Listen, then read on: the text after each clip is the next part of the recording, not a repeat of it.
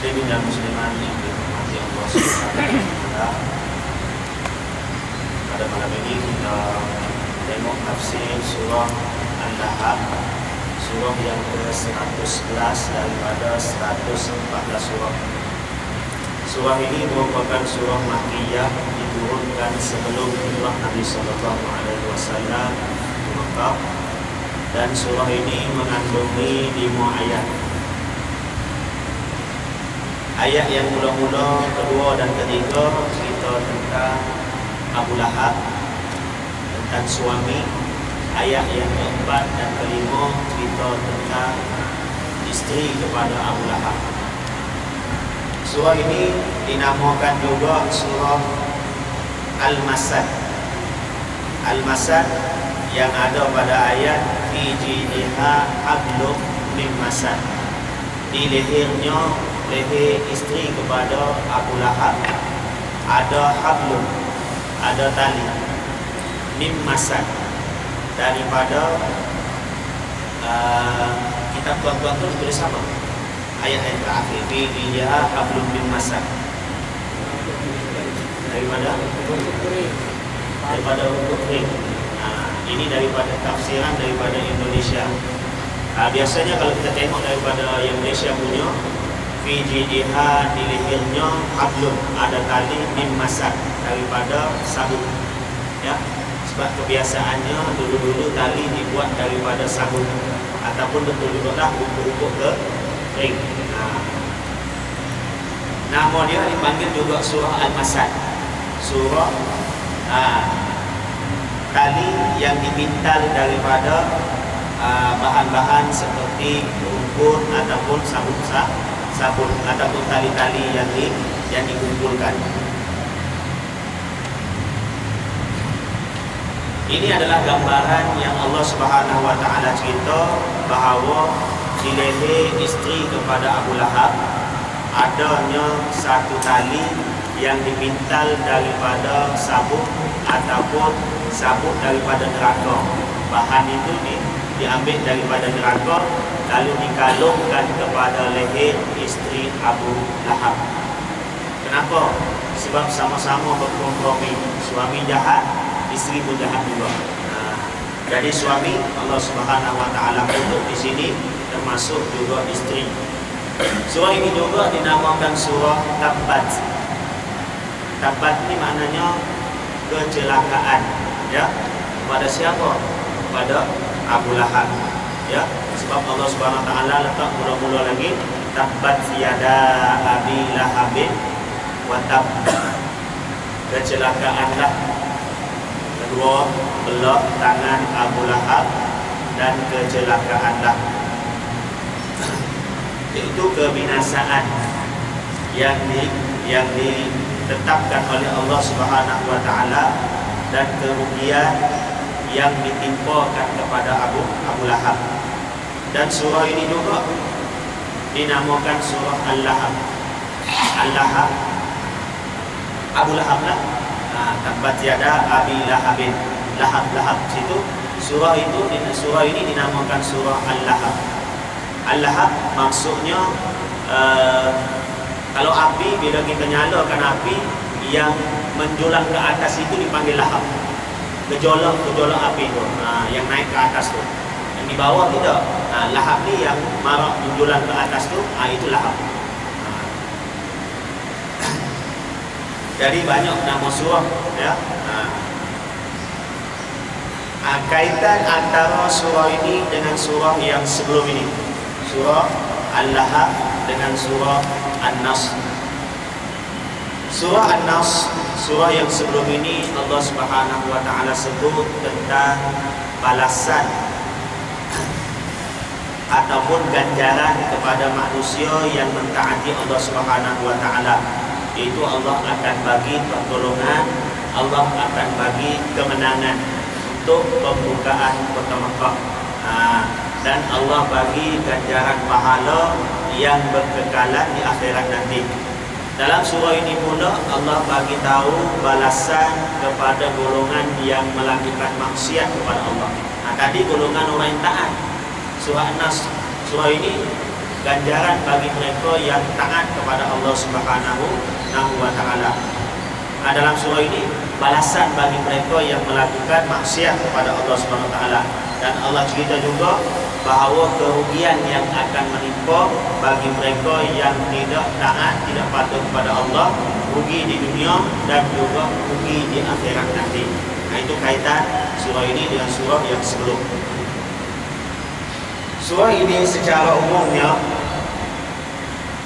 semua ulama sepakat mengatakan surah ini surah Makkiyah, dan dia menceritakan tentang kesudahan ataupun penghujung kehidupan Abu Lahab yang tidak beriman kepada Allah Subhanahu wa taala dan tidak mengikut ajaran yang dibawa oleh Nabi sallallahu alaihi wasallam. Siapa Abu Lahab ni? Abu Lahab ini panggilan dia Abu Lahab. Abi. Itu panggilan dia. Nama dia Abdul Uzza, hamba kepada berhala yang bernama Uzza. Di negeri Arab dulu ada Al-Lata, Al-Uzza, Al-Manat, Yamud, Ya'uq. Itu semua nama-nama berhala. Jadi orang Arab dulu dia letak nama hamba kepada berhala. Jadi Abu Lahab ni nama dia Abdul Uzza bin Abdul Muttalib. Siapa ni? Bapa saudara kepada Nabi kita Muhammad sallallahu alaihi wasallam. Walaupun dia pacik Nabi sallallahu alaihi wasallam, tapi kesudahan dia, penghujung hidup dia, dan juga bukan dia saja, isteri dia juga adalah penghujungnya mendapat kemurkaan daripada Allah Subhanahu wa taala. Sehingga kan Allah nukilkan di dalam Al-Quran sebagai satu surah yang dinamakan sebagai surah Al-Lahab, menceritakan manusia yang mendapat kemurkaan Allah Subhanahu wa taala. Kenapa mereka ni sampai Allah Subhanahu wa taala masukkan ke dalam neraka? Kerana mereka ini sentiasa menyakiti Nabi sallallahu alaihi wasallam, dan mereka ini lawan Nabi sallallahu alaihi wasallam. Bukan Abu Lahab saja lawan Nabi, termasuk juga isteri dia. Dan mereka dua orang ini sentiasa menghalang manusia daripada beriman kepada ajaran yang dibawa oleh Nabi sallallahu alaihi wasallam. Sebab nuzul surah ini,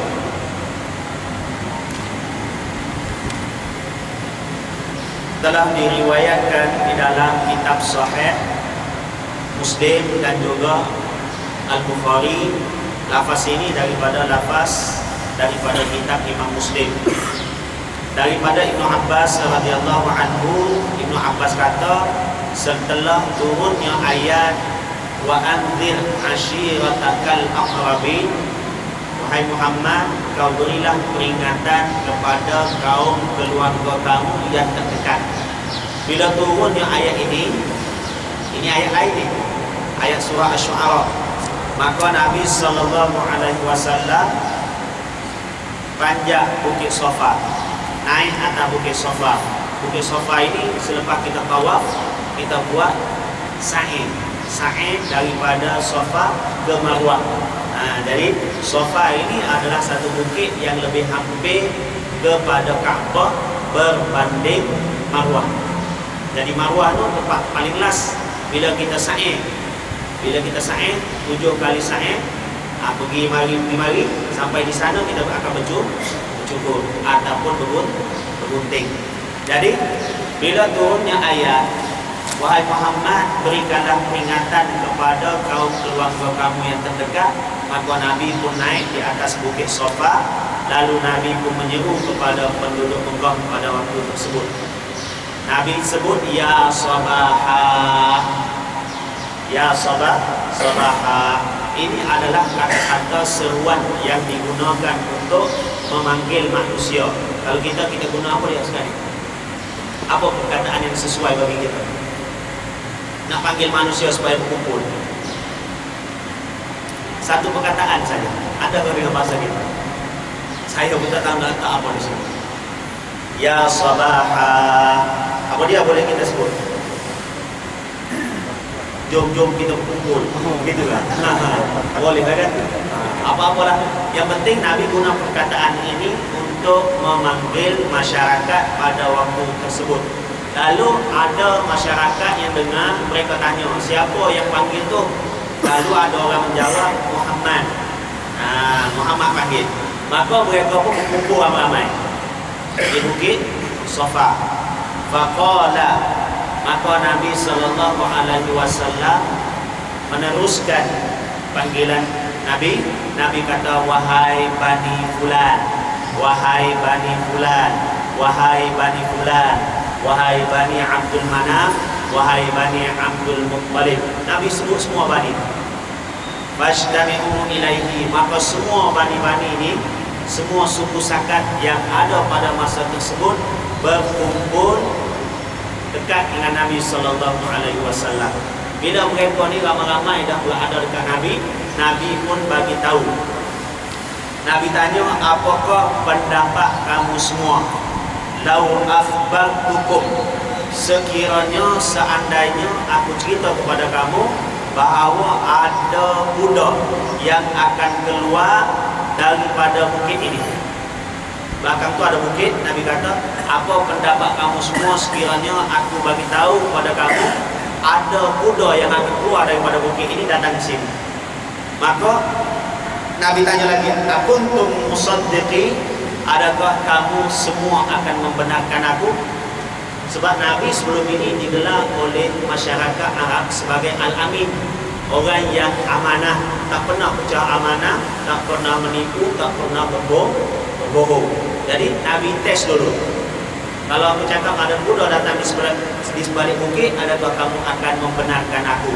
Maka golongan masyarakat Arab pada masa tersebut serentak menjawab, ma jarrabna alaika kadhiba.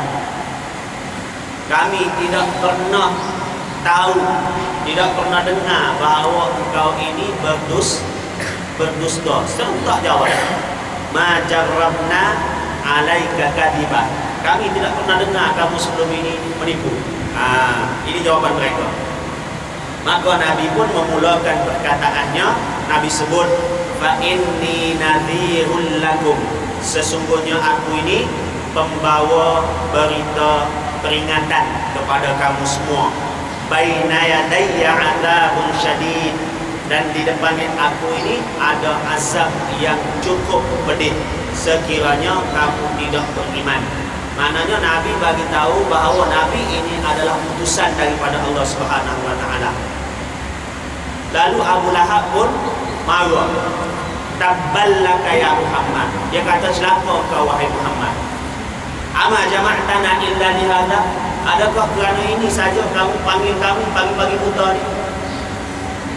Tengok Abu Lahab. Ada dalam riwayat yang lain, dalam tafsir, dalam Sahih Bukhari, tadi lafaz Sahih Muslim. Dalam Sahih Muslim, ama jama'tana illa lihada, apakah kamu kumpulkan kami? Tidakkah kamu kumpulkan kami kecuali untuk benda ni saja? Itu dalam lafaz Muslim. Dalam lafaz Bukhari disebut, tabballaka ya Muhammad alihada jama'tana. Celaka engkau wahai Muhammad, alihada, adakah kerana benda ini saja? Jama'tana, engkau kumpulkan kami semua pagi-pagi lagi panggil semua kaum, semua kabilah, semua kumpul, Bajau, Sulung, Bugis, Tidung, golongan semua dikumpul satu tempat. Lepas tu nak bagi tahu ini saja. Malulah orang. Ingatkan nak bagi nasi kuning ke apa? Kalau bagi nasi kuning tak malu sangat kan? Kami besar, kami kecil. Malu betul dia. Thumma qama, kemudian dia bangun, kemudian dia berlalu. Fanazalat hadhihi surah, maka Allah pun menurunkan surah ini. Tengok, Abu Lahab caci Nabi sallallahu alaihi wasallam, tabballaka, celaka engkau. Allah pun turun ayat tabbat yada abi lahabin wa tab. Allah turun ayat tabbat, celakalah yada, kedua belah tangan, abi lahab, kedua belah tangan Abu Lahab, wa tab, dan celakalah. Dalam riwayat yang lain daripada Al-A'mash, Abdullah dan juga Ubay, mereka baca tabbat yada abi lahabin wa qad tab. Ada wa qad tab. Kita baca riwayat Hafs an Asim, tak ada qad, tak ada qad, wa tab, terus wa tab.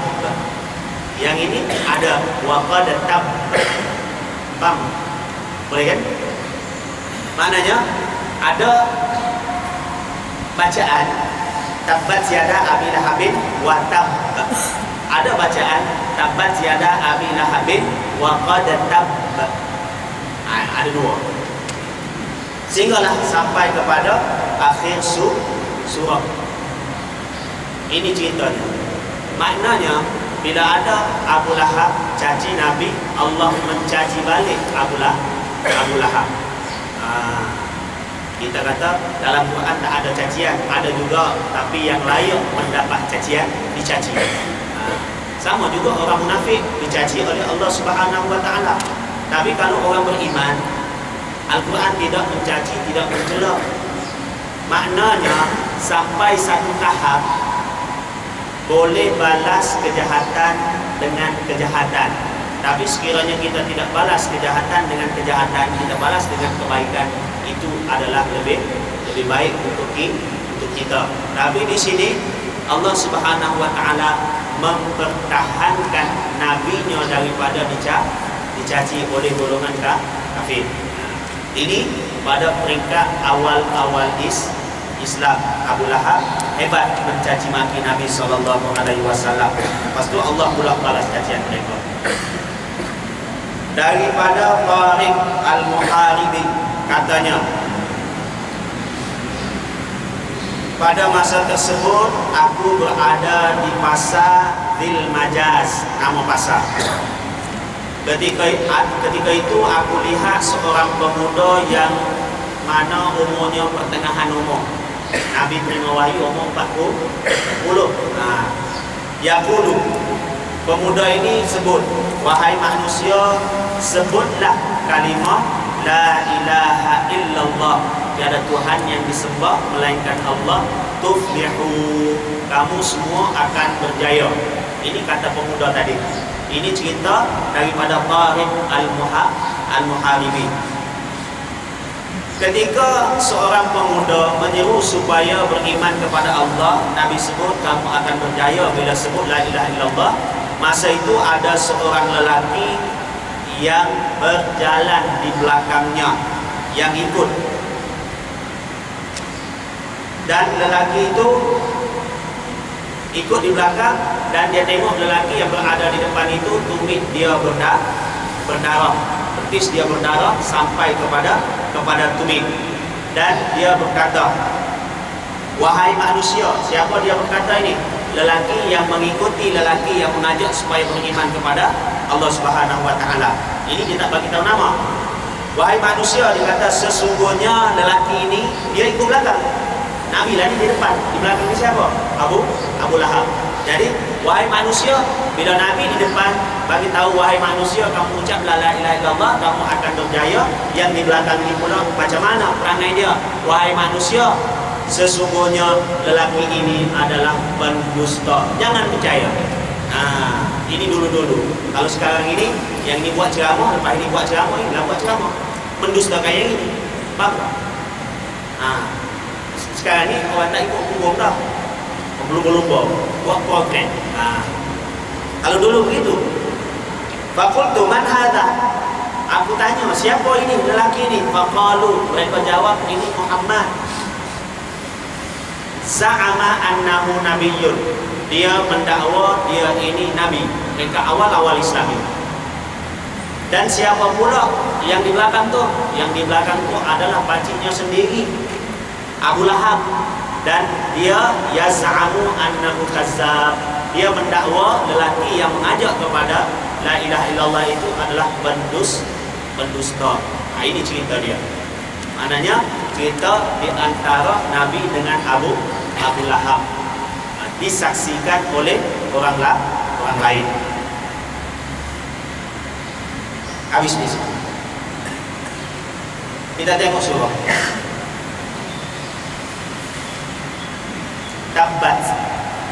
Tabbat ini kecelakaan. Yada kedua belah tangan. Abu Lahab, watab dan kecelakaan. Di sini disebut 2 kali kecelakaan. Abu Lahab sebut kepada Nabi sekali, Allah balas 2 kali. Ambil bahasa kita kan. Tabbat yada Abi Lahab wa tab. Di sini kita tengok Allah Subhanahu wa taala guna ayat tabbat yada, kecelakaanlah kepada kedua belah tangan Abu Lahab wa tab, dan kecelakaanlah. 2 kali kecelakaan. Kecelakaan yang pertama itu adalah doa. Ulama sebut itu doa. Yang kecelakaan yang kedua itu adalah pemberitahuan. Jadi ayat ini tab itu tidak berulang. Jadi dari segi bahasanya minta supaya Abu Lahab ini celaka, dan sesungguhnya dia memang celaka mengikut bacaan Al-A'mash, Abdullah dan juga Ubay ada pada di situ. Jadi dari segi makna tidak jadi masalah. Tabbat yada Abi Lahab wa tab. Dan di sini juga disebut kecelakaanlah kepada kedua belah tangan Abu Lahab. Di sini disebut kedua belah tangan. Yada, 2 tangan. Yang dimaksudkan di sini kalau kita belajar balaghah, dia ada majas di situ. Majas di sini majas mursal. Allah sebut sebahagian daripada anggota manusia, tapi yang dikehendaki kecelakaan itu adalah semua sekali. Sebab itu banyak ayat-ayat dalam Quran kita kena teliti. Ada orang yang sengaja ataupun tidak tahu ataupun tidak mau tahu, dia sengaja sebut. Bila Allah sebut yang haram dalam Quran adalah walahmu khinzir, daging babi, dia kata tulang tak apa, bulu tak apa. Ini orang yang tidak belajar bahasa Arab. Terjemah Quran pun tengok makna dengan bahasa Melayu ataupun bahasa Inggeris, lepas tu faham dengan otak sendiri, jadi rosak. Sama juga ini. Ini ulama kata bukan 2 tangan dia binasa. Kalau 2 tangan tubuh masih okey. Bukan begitu maksudnya. Maksudnya di sini dari segi bahasa Arabnya, dari segi balaghahnya majas. Allah sebut sebahagian, tapi Allah nak semua sekali. Macam juga Allah sebut jangan sebut uffin kepada ibu bapa. Jadi Allah tak sebut kalau tendang macam mana. Jadi bolehlah kita tendang. Sebab Allah sebut jangan. Sebut babi kepada ibu bapa boleh? Tak boleh juga. Jadi Allah sebut di situ perkataan yang paling kecil yang menyakiti hati kedua ibu bapa. Jangan pula kita tafsir sendiri. Tak ada yang cuba-cuba tafsir sendiri, mudahlah menyeleweng dan mudah sesat daripada jalan kebenaran. Jadi Allah sebut di situ jangan sebut Jadi sepak, terajang, tendang, caci maki tak guna perkataan boleh tak? Tak boleh juga. Jadi banyak dalam Al-Quran perlu diteliti dari segi bahasa Arabnya, dari segi balaghahnya, dari segi hazaf tak hazafnya, yang didelete yang mana, khabar ke ataupun apa yang didelete, sifat ke, mausuf ke. Jadi banyak lagi kita kena tahu. Jadi di sini maksudnya bukan 2 tangan sahaja, bahkan keseluruhan anggota ataupun tubuh badan Abu Lahab itu disebut sebagai kecelakaan. Apa maksud celaka? Celaka di sini maksudnya ialah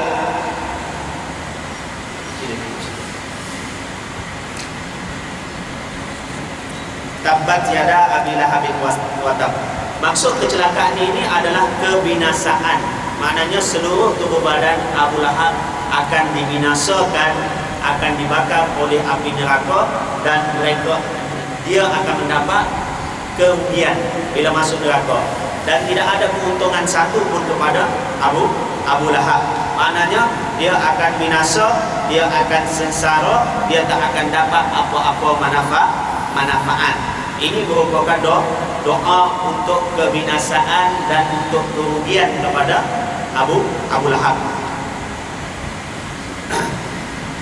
Siapa Abu Lahab ni? Abu Lahab ini kita sebut tadi Abdul Uzza bin Abdul Muttalib. Gelaran dia ataupun panggilan dia, orang panggil Abu Utaibah. Ini yang biasa dipanggil Abu Utaibah. Dia ni orang yang menarik dari segi rupa paras dia juga. Dia digelar selain daripada Abu Utaibah, dia digelar Abu Lahab. Kenapa digelar Abu Lahab? Tadi kita tahu Lahab ini adalah puncak api yang menjulang naik tu.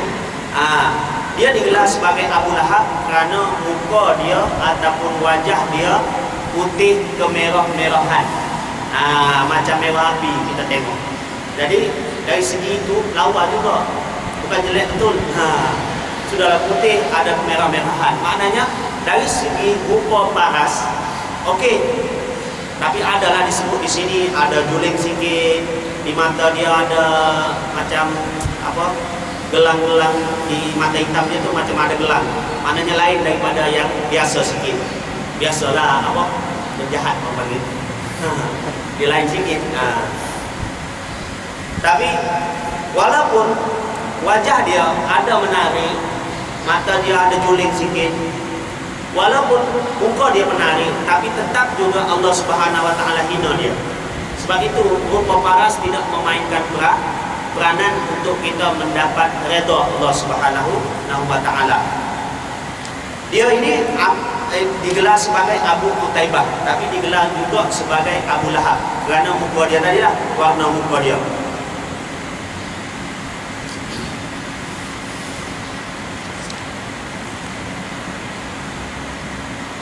Tabat yada Abi Lahabin wa tab. Ma aghna anhu maluhu wa ma kasab. Tidak boleh menyelamatkan dia oleh hartanya dan apa yang diusahakannya. Maknanya di sini bahasa Melayunya, hartanya dan apa yang dia usahakan tidak mampu menyelamatkan dia daripada kebinasaan. Allah kata tabbat. Jadi Allah kata kebinasaan.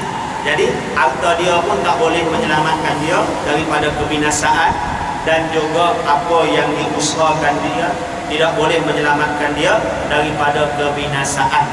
Jadi ulama sebut apa beza di antara harta dengan apa yang diusahakan. Ulama kata di sini bezanya, harta ini adalah modal. Apa yang diusahakannya itu adalah termasuk keuntungan dia. Dan juga apa yang diusahakan daripada usaha tubuh badan dia, sehingga dia mendapat pangkat, sehingga dia mendapat kedudukan di mata manusia. Dan apa yang diusahakan juga termasuk hasil usaha diri dia, dia mendapat anak. Anak cucu ini hasil usaha diri sendiri yang disebut sebagai wa ma kasab, apa yang diusahakan. Jadi ma aghna anhu maluhu wa ma kasab, dan tidaklah hartanya itu dan apa yang diusahakan itu boleh menyelamatkan dia daripada api neraka, daripada kecelakaan, daripada kesengsaraan yang telah Allah tentukan untuk diri dia. Itu penjelasan ulama tentang perbezaan di antara mal, harta dengan hasil usaha. Ayat yang ketiga, sayasla naran dzata lahab. Dia akan dibakar naran oleh api neraka dzata lahab, yang mempunyai pucuk yang marak menjulang-julang. Itu adalah gambaran kepada api neraka yang sifatnya mudah marak. Dan ini adalah ancaman Allah Subhanahu wa taala nak menunjukkan bahawa api yang sedang menunggu Abu Lahab adalah api yang sangat marak sehingga menjulang-julang. Di sini disebut sayasla. Tadi disebut tempat kecelakaanlah, seakan-akan benda yang telah lepas, watab, dan kecelakaanlah seolah-olah benda itu telah berlalu. Maknanya Allah gunakan fi'il madhi, kata kerja yang telah lepas, nak menunjukkan kepastian bahawa benda ini memang pasti berlaku. Seolah-olah dah lepas dah, tapi benda itu akan datang sebenarnya. Ma'arna anu wa makasab sayasla, dia akan dibakar. Kalau ikut bahasa Arab, sa ni adalah penggunaan terhadap sesuatu yang akan berlaku tapi dekat sudah akan berlaku. Tapi yang ini sebenarnya jauh lagi. Yang akan dibakar ialah di dalam neraka. Jadi Abu Lahab belum lagi meninggal dunia. Ini peristiwa berlaku di kota Mekah. Nampak? Jadi lama lagi dia boleh mengkhianati Nabi SAW. Sehingga kan Nabi terpaksa lari ke Madinah. Di Madinah Nabi berada lagi selama 10 tahun. Lama lagi. Maknanya dia belum mati. Bila dia mati masuk dalam kubur, belum lagi dibakar oleh api neraka, masuk dalam kubur, kena hisab, masuk syurga neraka. Sampai di sana barulah diazab di dalam neraka Allah Subhanahu Wa Taala. Maknanya hari akhirat, belum lagi melalui alam barzakh, masih lagi berada di alam dunia. Tapi Allah gambarkan dengan perkataan sa, akan, yang menunjukkan dekat sudah. Maknanya tunggu dia meninggal, masuk kubur, dibangkitkan oleh Allah Subhanahu Wa Taala, masuk neraka, di situ akan dibakar. Maknanya terlalu hampir. Kalau lama lagi, ayat akan digunakan, bahasa Arab akan guna saufa, akan. Saufa akan, sa akan. Tapi bezanya saufa akan ini tapi lambat lagi nak berlaku. Kalau sa akan berlaku tapi dekat dah nak berlaku. Maknanya dua-dua benda akan berlaku, satu menunjukkan jauh, satu lagi menunjukkan dekat. Di sini walaupun jauh, Allah gambarkan dengan gambaran yang cukup dekat. Sayasla naran zata lahab, yang mempunyai pucuk api yang menjulang. Habis kisah mengenai Abu Lahab, masuk pula kisah mengenai isteri dia, wa mara'atuhu, dan istrinya. Ini biasalah. Kalau di dunia ini ada pangkat, lelaki dapat datuk, perempuan dapat datin. Ini pun Allah bagi datuk datin kepada Abu Lahab. Dua-dua dapat. Sebab dua-dua berkompromi. Menghina Nabi SAW, melawan dakwah yang dibawa oleh Nabi SAW.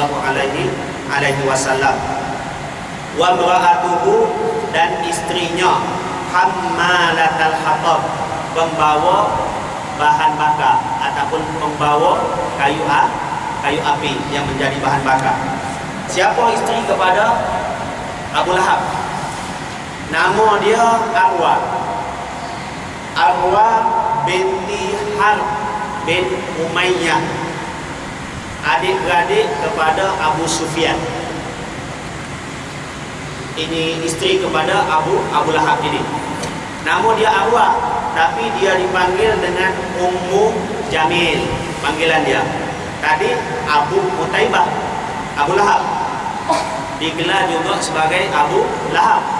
Isteri dia Ummu Jamil. Apa maksud Ummu Jamil? Ummu ni ibu, Jamil cantik. Orang lawa, orang comel, bahasa Kelantannya. Cantiklah. Maknanya kalau sekarang ini dengan bahasa suratnya apa dia? Ratu cantik. Tapi muka tak ada nilai di sisi Allah Subhanahu Wa Taala. Dia digelar sebagai Ummu Jamil kerana dia lihat memang lawan. Allah gambarkan dia Wa mara'atuhu, dan begitu juga istrinya. Istri dia juga akan dimasukkan ke dalam neraka dan dibakar di dalam neraka dengan api neraka yang marak menjulang. Hammalatal hatab, yang kerja dia adalah pembawa kayu api. Pembawa kayu ataupun bahan bakar. Ini adalah kerja Ummu Jamil. Kerja dia apa? Malam-malam dia dengan Abu Lahab kumpul kayu-kayu yang ada duri. Satu dia ambil duri sahaja, satu lagi dia ambil kayu yang ada duri. Tugas dia malam-malam dia hamburkan di laluan yang dilalu oleh Nabi sallallahu alaihi wasallam. Nabi akan lalu pada waktu subuh, nak pergi sembahyang subuh, gelap-gelap lagi. Jadi malam ini dia sudah hamburkan duri di tengah jalan. Ini kerja suami isteri. Bagus kan? Berkongsi lah. Sebab itu Allah, laknat pun berkongsi juga. Ini kerja mereka. Sebab itu ulama sebut, di sebalik kehebatan lelaki, di sebalik kehebatan lelaki ada perempuan hebat di belakangnya. Dan di sebalik kebejatan lelaki ada perempuan bejat di belakangnya. Tengok Nabi SAW, lelaki yang hebat. Siapa di belakangnya? Ada Khadijah.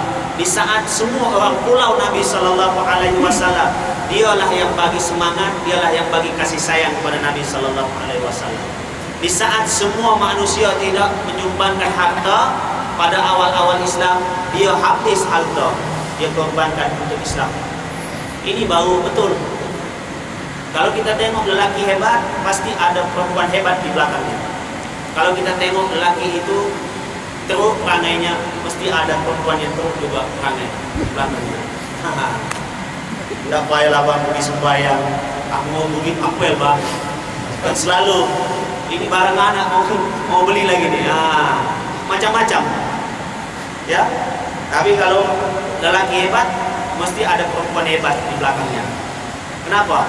Abang malas sikit pergi masjid pun pergilah bang. Dan selalu juga. Diguna ayat yang sama, tapi untuk kebaikan. Maknanya lelaki hebat berada di belakangnya perempuan yang hebat. Tapi lelaki kalau teruk, di belakangnya perempuan yang lagi teruk. Tengok Abu Lahab. Ummu Jamil di belakangnya.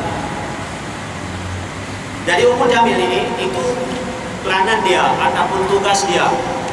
Hammalatal hatab. Hammalatal hatab ini ada juga perkataan ini, pembawa kayu api ini digunakan di dalam bahasa Arab untuk kiasan bagi penabur fitnah, penyebar fitnah. Jadi penyebar fitnah digelar sebagai pembawa kayu api. Apa dia? Dia tolong kasih sorong dia kayu api. Lepas dia datang api, dinyala marah. Kalau kita panggil apa? Tukang kasih cucuk kan? Kasih panas. Apa dia lagi bahasa kita? Batu api. Ini kayu api, kita batu api. Itulah tuh kerja dia. Dia memang tiap-tiap hari Nabi dakwah kepada agama Islam, dia mengajak manusia supaya menjauhi Nabi sallallahu alaihi wasallam. Setengah lagi mengatakan bahawa hammalatul hatab ini kerja Ummu Jamil yang betul-betul. Sebab di dunia dia bawa kayu-kayu yang dikumpul sudah dihamburkan di jalan yang dilalui oleh Nabi sallallahu alaihi wasallam. Ini betul-betul kerja dia di dunia. Satu lagi kerana dia memusuhi Nabi sallallahu alaihi wasallam. Dan ada juga yang mengatakan bahawa ini merupakan kinayah daripada sifat dia yang merupakan seorang yang suka mengadu domba untuk menghalang manusia daripada ikut ajaran yang dibawa oleh Nabi sallallahu alaihi wasallam. Itu kerja dia. Wa mar'atuhu hammalatal hatab fi jidha hablum min masad. Di lehernya ada tali daripada, kita tuan-tuan tulis apa masad? Sabun. Daripada sabun. pada tadi apa? Daun kering. Yang penting tali yang digunakan untuk mengikat kayu api. Maknanya bukan sikit kayu yang dibawa oleh Ummu Jamil ni. Dia cari banyak kayu, ikat dengan tali. Lepas tu dia buka tali tu, dia hambur supaya Nabi terpijak duri-duri ni. Dan tali ini diibaratkan di dunia ini dia belit di leher dia. Tujuannya senang supaya jumpa kayu, kumpul, ambil tali ini, tak perlu pergi cari jauh lagi. Ambil tali, ikat, bawa ke tempat yang dia nak hambur. Ini perbuatan yang dilakukan oleh Ummu Jamil. Allah SWT sebut fi jidiha, fi unuqiha. Di lehernya ada hablum min masad, ada tali yang dipintal. Tali yang dipintal daripada sabut ke, daripada apa-apa. Setengah ulama mengatakan bahawa betul-betul ada tali yang dipintal di leher dia. Ini adalah apa kita nak sebut ya? Kalau orang yang cantik, ini di sini disebut daripada Sa'id bin Musayyab. Dia kata Ummu Jamil ni masa dia hidup di dunia, walaupun kerja dia begitu, memang betul-betul di leher dia ada kalung yang cukup besar yang dia pakai. Jadi sebagai ganti kepada kalung itu, Allah mengolok-olok dia, dulu kau ada kalung, sekarang ini aku pakaikan kalung. Daripada apa? Daripada tali yang dipintal daripada sabut, tali daripada api neraka. Ini besok-besok. Itu satu makna juga. Dan daripada Sa'id bin Musayyab, dia kata Ummu Jamil ada kalung daripada kalung yang besar, yang memang satu kebanggaan bagi orang yang memakainya. Memang hebatlah, kalau kita tengok pun hebat kalung itu. Jadi dia kata, dia bersumpah demi Al-Lata dan demi Al-Uzza, la anfaqannaha fi adawati Muhammad. Demi Al-Lata dan demi Al-Uzza, aku akan membelanjakan kalung ini yang besar ini untuk memerangi Muhammad. Maknanya dia nak guna kalung yang besar itu, nak buat sesuatu, dapat duit, nak belanjakan duit itu untuk lawan Nabi. Ini apa yang dikatakan oleh Ummu Jamil. Lalu Allah Subhanahu wa taala bila dia sebut begitu, Allah ganti dengan sesuatu yang pada pandangannya teruklah. Orang yang lawa, cantik, tiba-tiba dipakaikan tali daripada sabut kelapa. Maknanya Allah kasih hina dia. Setengah kata memang dipakaikan tali betul, setengahnya kata mengikut pentafsiran ulama, dipakaikan tali itu daripada sabut kelapa, daripada api neraka. Maknanya cuba kita bayangkan, orang yang cantik digelar sebagai Ummu Jamil, kemudian dipakaikan tali daripada sabut kelapa, daripada api neraka sebagai ganti kepada kalung yang dia miliki untuk memusuhi Nabi sallallahu alaihi wasallam. Satu ketika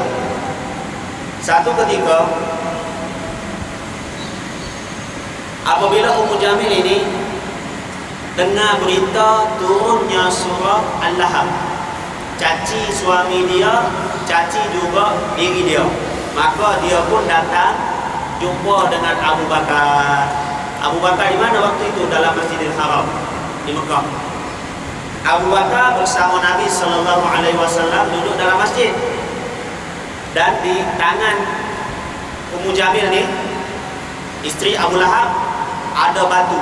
Maka dia pun sebut, aku dengar berita bahawa kawan kamu ini mencerca aku. Wala af'alanna. Ini orang perempuan. Dia kata, aku dengar kawanmu mencaci aku. Jadi kalau aku jumpa dia, aku akan bagi batu ni. Aku akan bagi batu ini. Dia kata, wala af'alanna. Jadi Allah Subhanahu wa taala bila disebut gitu, Abu Bakar ada dengan Nabi sallallahu alaihi wasallam. Ummu Jamil bercakap dengan Abu Bakar.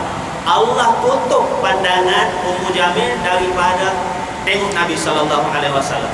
Dia tengok Abu Bakar saja, dia bercakap dengan Abu Bakar, sedangkan Nabi berada di sebelah Abu Bakar. Ini Allah jaga Nabi sallallahu alaihi wasallam, mukjizat yang ada pada Nabi. Maknanya Ummu Jamil tengok Nabi tak nampak. Sebab apa? Sebab dia nak pukul Nabi dengan batu yang ada di tangan dia tadi. Dan diriwayatkan juga bahawa Abu Bakar radhiyallahu anhu bila Ummu Jamil kata bila Abu Bakar tanya Ummu Jamil, adakah kamu melihat seseorang yang duduk bersamaku? Maka Ummu Jamil kata, atahzi'u bi, adakah kamu ini nak mempermain-mainkan aku? Sudah dia tak nampak apa-apa, Abu Bakar saja. Jadi Abu Bakar tanya dia, kau nampak tak ada orang lain duduk dengan aku? Dia kata, kau belum aku kau? Sudah aku tengok kau seorang saja, kau tanya lagi. Sudahlah, disakit hati pada Nabi. Dia kata, la ara ghaira, aku tak nampak siapa-siapa pun selain daripada kau. Ini riwayat sebut. Jadi maknanya Allah hijab mata Ummu Jamil daripada melihat Nabi sallallahu alaihi wasallam. Padahal Nabi ada di situ. Kemudian dia dengan perasaan malu, batu di tangan dia berlalu pergi. Nah, ini adalah mukjizat. Jadi orang tak dapat tengok Nabi sallallahu alaihi wasallam. Jadi ini di antara apa yang berlaku. Di sini disebut pertama sekali disebut jenis azab yang Allah bagi kepada seseorang yang memusuhi Nabi dan juga isteri dia yang memusuhi Nabi, ialah azab neraka jahanam. Dan Allah bagi tahu kecelakaan, kerugian dan kebinasaan bagi sesiapa yang menghalang dakwah yang dibawa oleh Nabi sallallahu alaihi wasallam. Dan mereka ini merupakan ahli neraka. Bukan suami saja ahli neraka, isteri pun juga ahli neraka. Dan ulama-ulama sebut Allah suruh manusia beriman kepada Nabi sallallahu alaihi wasallam. Tapi di sini Allah tahu sudah bahawa Abu Lahab dan juga istrinya tidak akan beriman kepada Nabi. Tapi Allah suruh juga mereka beriman, walaupun Allah tahu mereka tidak akan beriman. Jadi ulama sebut telah ijma' bahawa harus Allah mentaklifkan kepada hambanya supaya beriman, walaupun Allah telah tahu bahawa hamba itu memang tidak akan beriman. Tapi tidak menjadi masalah. Memang boleh Allah mentaklifkan seseorang itu untuk beriman, walaupun Allah Subhanahu wa taala tahu sudah dari segi akalnya memang dia tidak akan beriman. Tapi boleh juga Allah putuskan bahawa kau kena beriman juga. Itu taklif. Allah membebankan kepada dia supaya beriman. Maknanya Allah suruh dia beriman, tapi Allah sudah tahu dia tidak akan beriman. Dan ini bukti bahawa Nabi ini betul-betul Nabi. Bila dapat ayat Al-Quran begini, Nabi baca dan terbukti bahawa Abu Lahab dan juga istrinya Ummu Jamil ataupun Arwah tadi tidak beriman, sehinggalah Nabi meninggal dunia dan sehinggalah mereka juga meninggal dunia. Memang tak beriman. Nabi tahu sudah. Dan inilah mukjizat Nabi sallallahu alaihi wasallam. Jadi sampai sini lah. Panjang juga walaupun surah pendek. Auzubillahi minasyaitonir rajim. Bismillahirrahmanirrahim. Wa ala alihi wa sahbihi ajma'in. Subhanaka la ilma lana illa ma 'allamtana. Allahumma sallallahu alaihi wasallam Muhammad wa ala alihi wa sahbihi ajma'in. Subhana rabbika rabbil izzati amma yasifun wa salamun 'alal mursalin.